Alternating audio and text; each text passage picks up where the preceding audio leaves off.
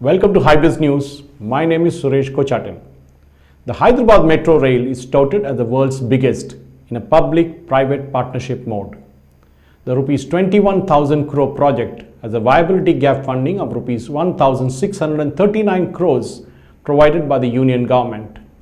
L&T Metro Rail Hyderabad Limited is a concessionaire for the Phase 1 of the Hyderabad Metro Rail project. With the completion of its first phase, the Hyderabad Metro now has a total track length of 69.2 kilometers with 56 stations on its 3 lines.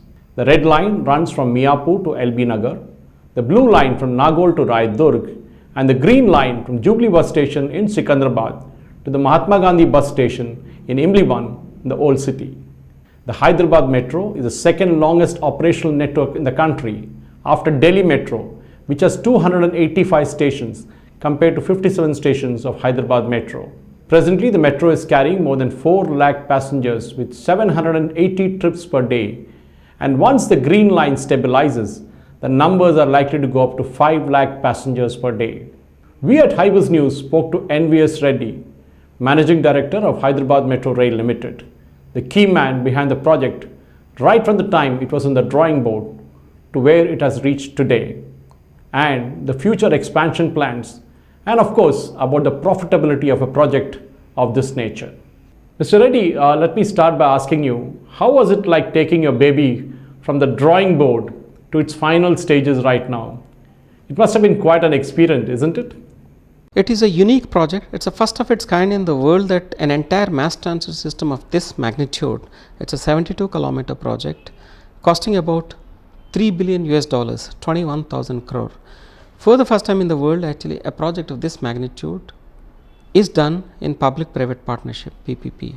Not many systems in the world could attempt that. Even the most advanced countries couldn't attempt that.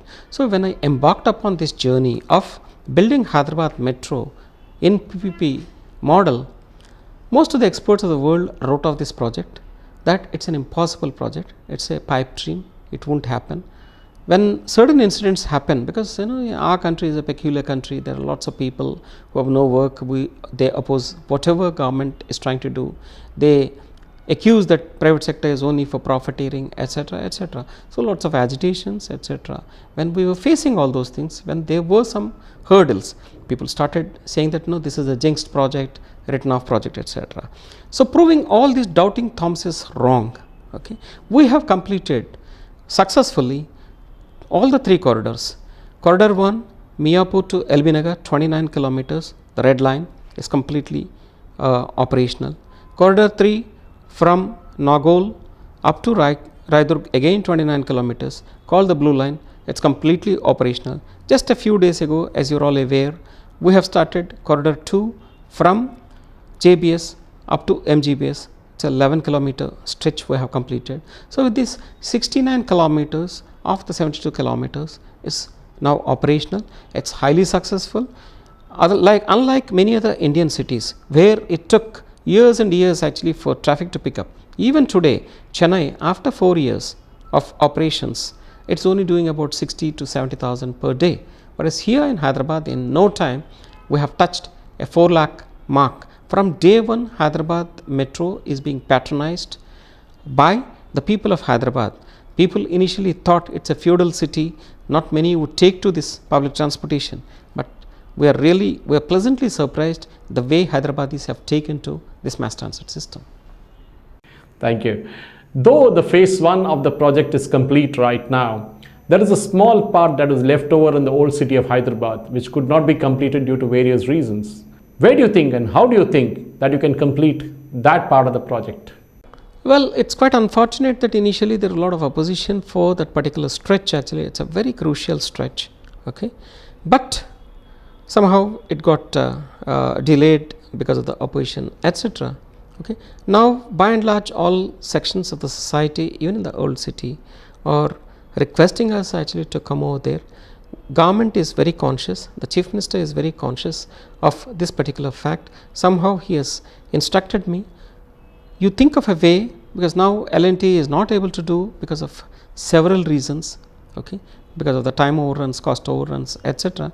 So, but Chief Minister told me that somehow we have to do this project in the old city also. So, we are working out different alternatives actually. Say how do you fund this part of the project? About 5 kilometers is left over, but for the time being what we are going to do is that actually say already we have introduced this, we are taking it up to MGPS or Imliban.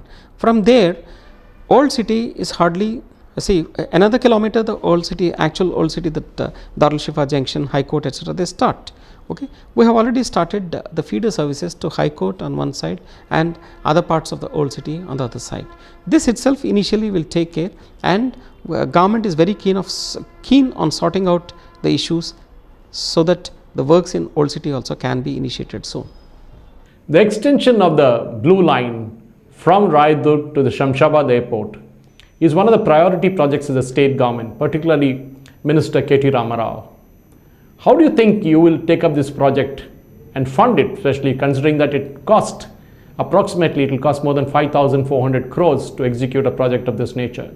Where do you think the money will come from, and who do you think the partner will be? Well, it's a challenge actually. See, while we could do phase 1 in PPP without spending much of government money, right now there are several challenges because the Indian economy is not doing that well, number one. Number two, private investors are not coming forward to invest in this kind of huge infrastructure projects where the gestation period is very, very long. Bankers are not coming forward to finance infrastructure projects. So, there are multiple issues, and see, so we are contemplating what to do. So, we have already prepared a DPR from Raidurg, okay, up to Shamshabad International Airport. It's about 31 kilometers costing about 5,400 crore. Okay. Luckily, there are no right of way issues there because we are taking it over the outer. Already we have reserved about 25 meters all along the outer ring road for future metro rail. So, we have the right of way. We are working out the modalities. Different alternatives are being worked out. Both the Chief Minister, Mr. KCR, and the Municipal Minister, Mr. KTR, they asked me to come up with an innovative solution, funding solution for taking up phase 2, and it would be, we are hoping that it would be initiated soon. For a project of this nature, Mr. Reddy, how do you think the Hyderabad Metro Rail will finally make money? When will it turn corner in terms of both making money from its operations as well as from the funds that it had borrowed for this project? Is the key to the entire thing lies in exploiting the property rights that were given to the Hyderabad Metro Rail Limited? Well, though the concessionaire is L&T, this project is basically my baby. I was the one who designed the project actually I was the one who made it a PPP with the help of the government. Yes, it's a challenging one. There are about 250 mass transit systems in the world. Out of the 250 mass transit systems in the world, hardly 4 or 5 are attempted as part PPPs. The biggest metro project ever attempted in PPP before Hyderabad Metro was Bangkok Metro, which is about 35 kilometers. Okay. No metro in the world makes money. Initially, certain metros which were built as government projects, later they were handed over to private sector due to private sector efficiencies and property development components. 4 projects in the world, that is Singapore, Hong Kong, Tokyo and Taipei. These 4 systems are making money. Okay. I have followed the same method. Okay. There they get 50% of their revenue from other than the passenger fares, they get from property development. So, what I have done here in Hyderabad is that originally my project was also, the DPR was prepared by Delhi Metro as a government project. In the DPR, they said 269 acre land is required. So, what I have done is I have converted this government metro project into PPP metro project. I have retained the same 269 acres. I have not added even 1 acre extra. I said through engineering innovation, what you can do is, for example, you look at our stations, they are unique way they are built actually. So, we have not made use of the space that is given to the station to the metro actually. Instead, over the road we have built in a unique way, okay, taking bird as an inspiration, what's called the spine and wings concept, completely precast elsewhere and brought. Same is the case, we have given basically 2 major depots, each depot, Uppal depot 100 acres, Miapur depot 100 acres. Of course, the third one is a smaller depot, Falaknuma is 17 acres. So, at these stations, through engineering innovation, you can readjust your all the facilities that is required for the metro, okay, and 30% of the land given can be exploited for commercial purpose.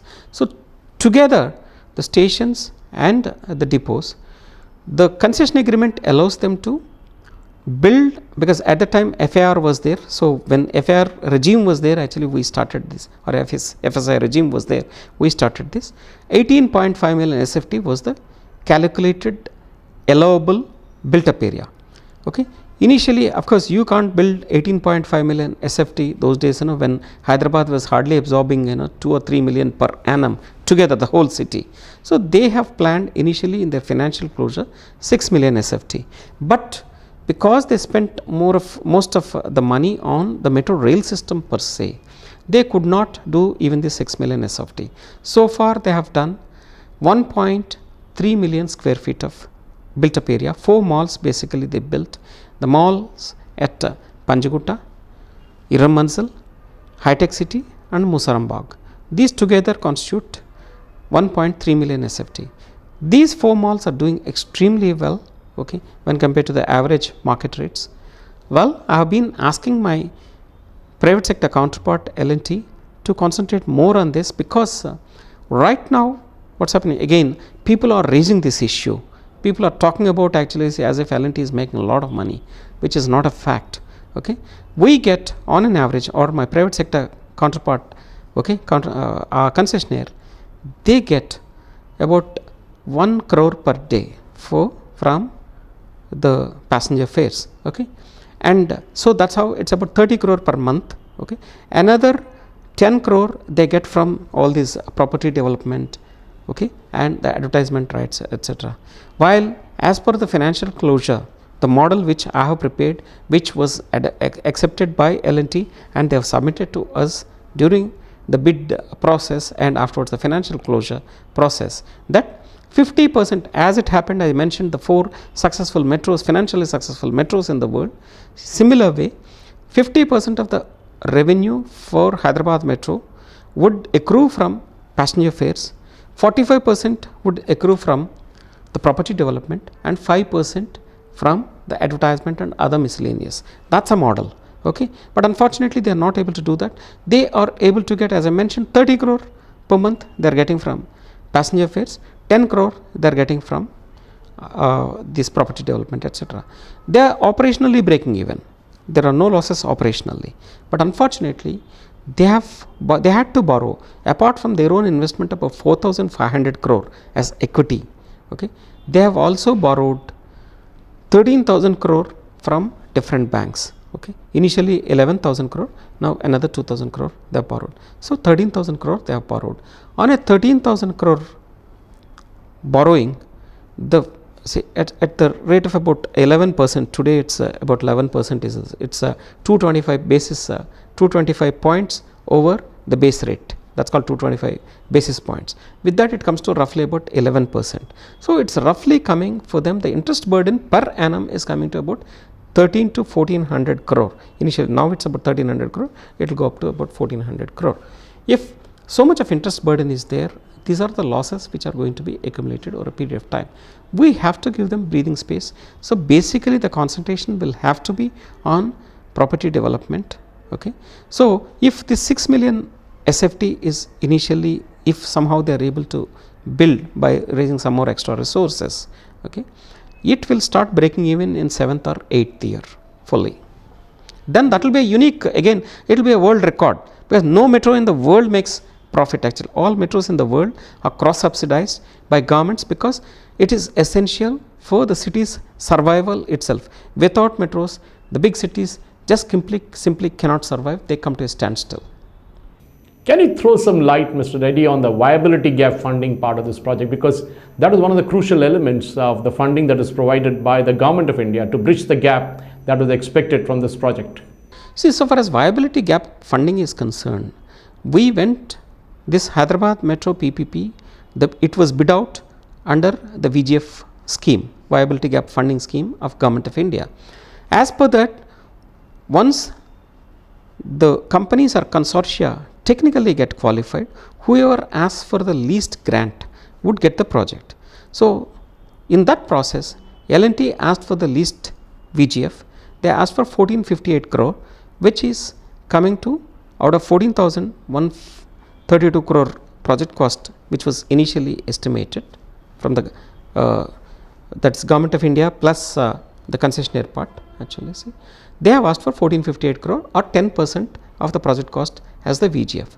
The 1458 crore was sanctioned by Government of India. Since it's less than 20%, it's hardly 10%, the entire amount was to come from Government of India. Yes, so far they have released about 1200 crore, another about 250 crore needs to be released. There are some issues which we are sorting out, and we hope that that part also will be released by Government of India soon. Now that you have executed a project of this nature, with its cost overruns, with its kind of various issues that you faced in terms of getting land and other acquisitions, finally the project is taken off with a great deal of acceptance, with over 5 lakh passengers now coming into the bag. How do you think you'll go from here? Will Hyderabad Metro Rail now going for a consultancy mode, just like the Delhi Metro did with various projects across the country? Do you think you have the time, the capacity and the wherewithal to do it? While no doubt there are several requests actually from different governments to give them consultancy services, because Hyderabad Metro is done in a unique way. Unfortunately, see, for me, mine is a very lean organization. I believe in lean organization. Our hands are full actually. See, phase 2 we're working and several other projects you would have noticed, and see, Mr. KTR keeps giving me additional work actually. See, multi-level car parking is one, then improving the streetscape at the metro stations is another activity, plus there are lots of other schemes of the state government. Actually, they want us HMRL to actively pursue and execute those things. Because of that, right now we have restricted ourselves from giving consultancy to any other metro. No doubt the MDs of several other metros, they come to me, I give them informal advice as to what lessons we have learnt, how to build projects. I keep mentioning this actually. See, no Harvard, no MIT, no Stanford can teach you how to do metro projects or projects of these mega projects, infrastructure projects in congested Indian cities. These lessons informally I pass on to my counterparts and my other colleagues in other metros, but right now we have not taken up any consultancy yet. Thank you for taking your time out and educating us on various issues concerning the Hyderabad Metro Rail. Thank you very much. Thank you.